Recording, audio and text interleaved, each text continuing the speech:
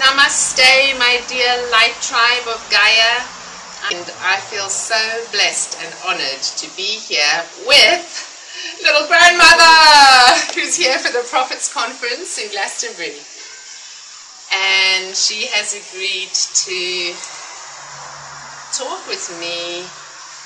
We have a shared purpose of raising your vibration and bringing light to our planet and to our tribe. So welcome, little grandmother. I'm so happy to talk to you. Thank you. What are you doing at the Prophets Conference at the moment?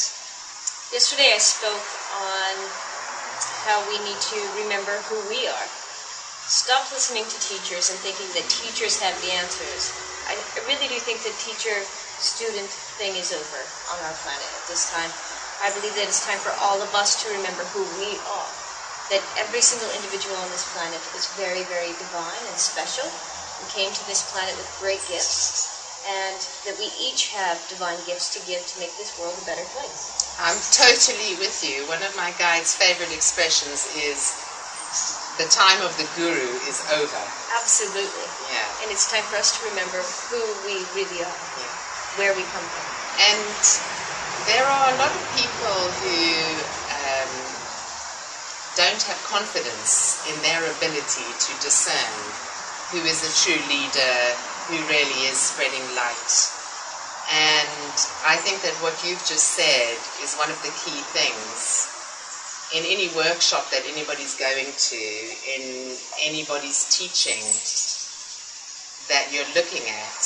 I think the key thing is whether that person is empowering, seeking to empower other people, or looking for followers. And in you, I see exactly that thing, that you are, like myself and my guides, seeking to empower people, to get people to remember their gifts, to use their gifts, to feel powerful, and to step outside of fear.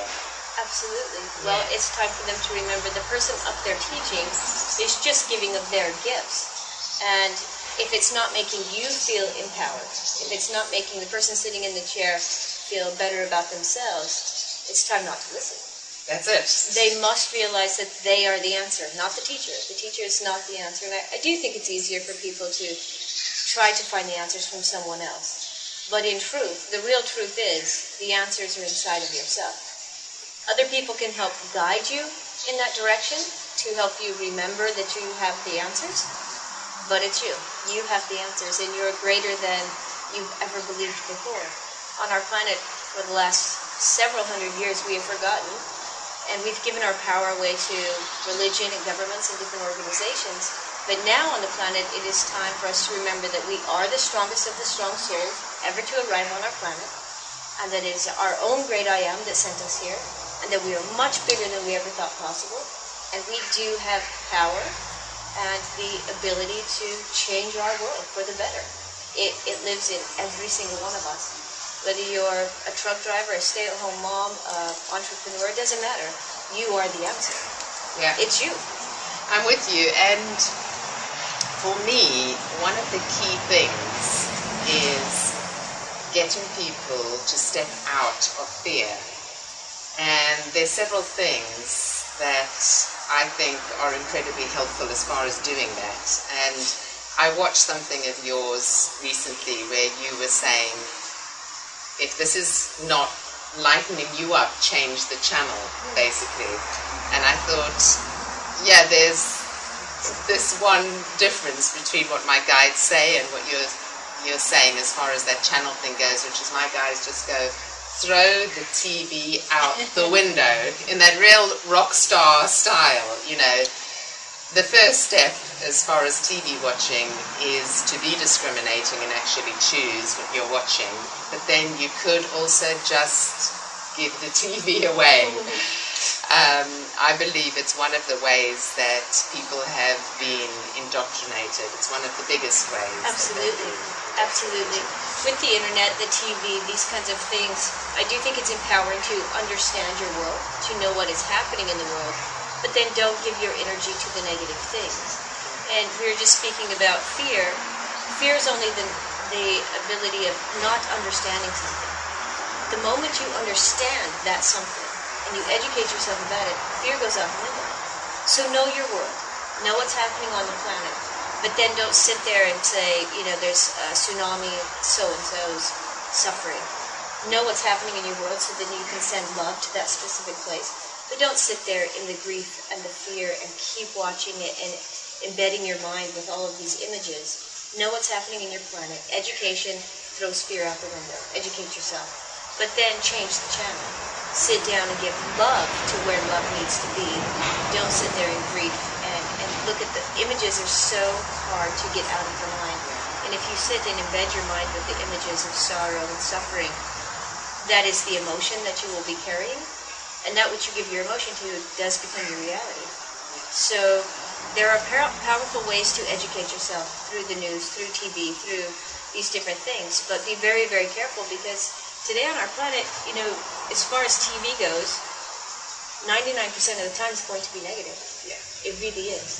So you have to go with eyes wide open, knowing what you're doing. And if you can't discern right from wrong on the television and what you're feeding yourself, throw it out the window. Yeah. Absolutely. When I first came across conspiracy theories, it was a massive shock to me to understand that our reality and our Earth life had been controlled.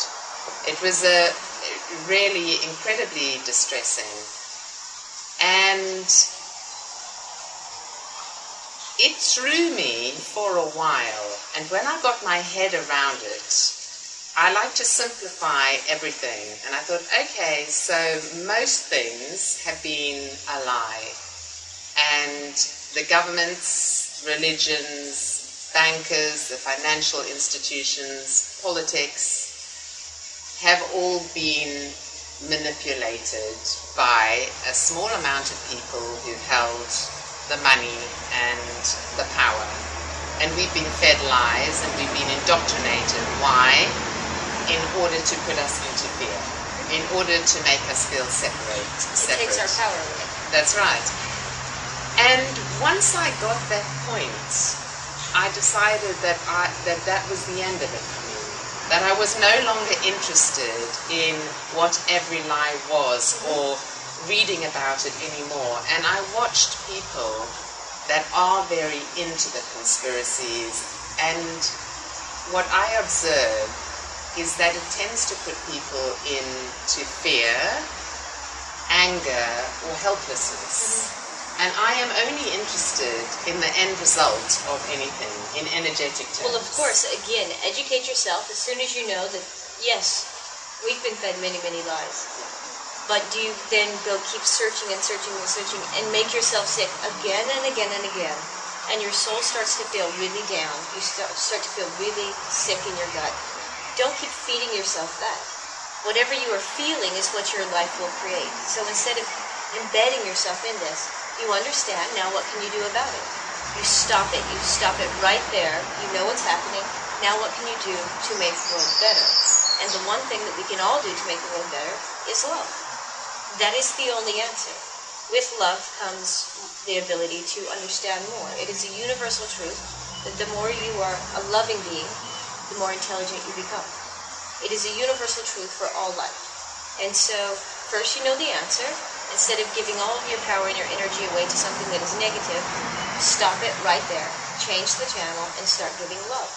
And we can all say that, yes, there's conspiracy theories or something negative happening in the world. Instead of giving all of your reaction, your emotion, your energy to something that is wrong, you know it's wrong, step away from it, change the channel, and now be the very best person you can possibly be, with the most love you can possibly have, and then you're actually doing something about it. Because all life is energy. You don't need to go and protest. You don't need to go scream and yell and fight a fight. Fighting is not love. But you can sit at home, meditate, and be the very best person you can be, live in the most love that you can be, and you actually shift the consciousness energy from mind and ego into the heart. And this is the only thing that will heal the wounds on our planet, such as the lies that we've been told. We can't go and erase the lies that have been told to us. But we can shift the consciousness. And the only way to shift the consciousness is by living in the heart. Yeah, and I particularly love what you said as far as feeling it. You know, you were holding your solar plexus, and really you're talking about discernment. People believe that they can discern what is right from wrong, light from dark, etc. from their mind. But the only way to really, truly tell is from your feeling body.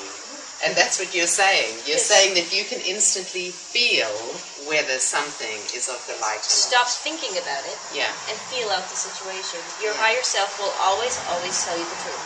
Always. You are connected through your higher self, through your emotions, through your feeling. That is where you are connected to the great I am. And so if you are feeling, whether you have just had a fight with your spouse or you've gone out with your friends, if something feels wrong, if it feels bad emotionally, you are in disconnect with your higher self. That is why it feels bad. But if you're doing something in connection, pure connection with your higher self, it feels very good. So when you have bad feelings, say you've just had a fight and you feel really bad, it's because you're not living in direct harmony with your great I am. When you feel good, you are. It's a very simple way to live life. Do you feel good or do you feel bad? Bye-bye, Light Tribe from Glastonbury. Greatest love and thanks to little grandmother for being with me on this occasion. We stream our loving energy to you now. Namaste. Thank you. You're welcome.